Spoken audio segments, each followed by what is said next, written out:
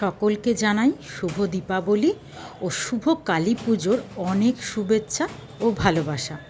আমি কোথায় দাঁড়িয়ে আছি নিশ্চয়ই আমার বন্ধুরা ঠিক বুঝে গেছে। আমি দাঁড়িয়ে আছি আমার এখন পুরনো বাড়ির সামনের এই শিব মন্দিরে। আর এই হলো আমাদের দোকান, মানে শিব মন্দিরের একদম উল্টো দিকে, মাঝে একটা ছোট্ট রাস্তা, উল্টো দিকে কিন্তু আমাদের দোকানটা। তোমরা এর আগে আমার ভিডিওতে দেখেছো। তো আজকের দিনেই কিন্তু আমার শ্বশুর বাড়িতে লক্ষ্মী গণেশ পুজো হয়, মানে লক্ষ্মী পুজো এটাই আমাদের আর বাঙালি মতে যে লক্ষ্মী পুজোটা, কোজাগরি লক্ষ্মী পুজো, সেটা হয় না, সেটা আমার মায়ের হয়। সেই জন্য তোমরা এর আগে আমার বাড়িতে দেখেছিলে যে কোজাগরি লক্ষ্মী পুজোতেও পুজো, আবার আমার শ্বশুর বাড়িতে, মানে আমার ওটাই হচ্ছে আসল বাড়ি, ওখানে দোকানেও আজকে আমাদের এই লক্ষ্মী গণেশ পুজোটা হয়।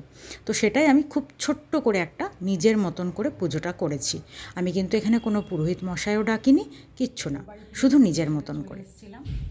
এখন যাব কালীবাড়ি, মানে মা কালীর উপোসও করে রেখেছি একই সঙ্গে, তো সেটাই অঞ্জলি দিতে যাব। তো যেহেতু ওই পুজোর শাড়ি পরেছিলাম, ওই পুজোর প্রসাদী শাড়ি হয়ে গেছিলো, তাই এই যে শাড়ি চেঞ্জ করলাম। পুজোর কিছু জিনিস আগে জমা করে এসেছি, আর এখন এখানে মোমবাতি, ধূপকাঠি, এগুলো সব নিয়েছি, দিয়ে এখন রওনা দিচ্ছি কালীবাড়ি। আর এই যে সঙ্গে আছে কর্তামশাই, বাকিরা সব বাড়িতে আছে, মা ছেলে সব বাড়িতে। এখন তালা মারবো, মেরে তারপর ও বাড়ি রওনা দেবো। লাইটটা অফ করলে না, করে দাও। চলুন কালীবাড়ি যাওয়া যাক, তারপর আপনাদেরকে দেখাচ্ছি আজকে মায়ের বাড়ি যে যাচ্ছি কালীবাড়ি। আর এই যে সঙ্গে আছে মা, মাকে নিয়ে যাচ্ছি। কর্তামশাই এখানে থাকলো, ছেলে থাকলো শাশুড়ির কাছে, ওরা ওখানে খাওয়া দাওয়া করবে। আর আমি তো এখন পুজো দেবো, অঞ্জলি উপোস করে আছি, আর মা এসে খাওয়া দাওয়া করবে। তো চলুন কালীবাড়ি যাওয়া যাক। এই যে আপনাদেরকে একটু দেখাই, এই হলো কালীবাড়ির রাস্তা, ওই দূরে দেখা যাচ্ছে আলোটা। চলুন একবারে ওখানে পৌঁছে আবার আপনাদেরকে মায়ের দর্শন করাবো। আর এই দেখুন একদম মন্দিরের সামনে পৌঁছে গেছি, কত সুন্দর আলোকসজ্জায় সাজিয়েছে মন্দিরটা। আর এটা হলো আমাদের নতুন বাজারের, মানে বহরমপুরের নতুন বাজারের বহু পুরনো জয় কালীবাড়ির মন্দির। এখানে কিন্তু মা অপরূপ সুন্দর। আর এই মন্দিরটা এত পুরনো, এতদিন ছিল, এখন কিন্তু নতুন করে সেজে উঠেছে। খুব খুব মানে কিছুদিন আগেই কিন্তু এই মন্দির এরকম নতুন রূপে সেজে উঠেছে। এর আগে কিন্তু মন্দিরটা অনেক পুরনো ছিল, আর দেখতেও একদম পুরনো আদলে ছিল। এখন কিন্তু বেশ নতুন আদলে হয়েছে।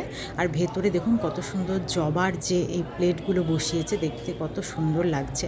আর ভিড়টা দেখুন একবার মন্দিরের, আর উপরে এই আলোকসজ্জাটা তো খুব সুন্দর। আর ওইদিকে ফুল দিয়েও কিন্তু মায়ের, যেখানে মায়ের মানে গর্ভগৃহটা, তার বাইরেটাকে ফুল দিয়ে সুন্দর করে সাজানো হয়েছে। তো আমি পৌঁছানোর কিছুক্ষণের মধ্যেই কিন্তু এখানে যজ্ঞ শুরু হয়ে গেল।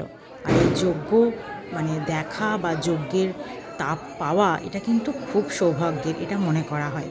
তো আমি একটু দূর থেকে দাঁড়িয়ে প্রথমে দেখছিলাম, তারপর আস্তে আস্তে যজ্ঞের কাছে এগিয়ে গেলাম, আর এই যজ্ঞের তাপটাও কিন্তু পেলাম। তারপর ঠাকুরমশাই যজ্ঞটাকে জল দিয়ে আর দুধ দিয়ে ঠান্ডা করে দিলেন, যেটা কিন্তু সবাই পাশে দাঁড়িয়ে প্রত্যেকে চেষ্টা করছিল।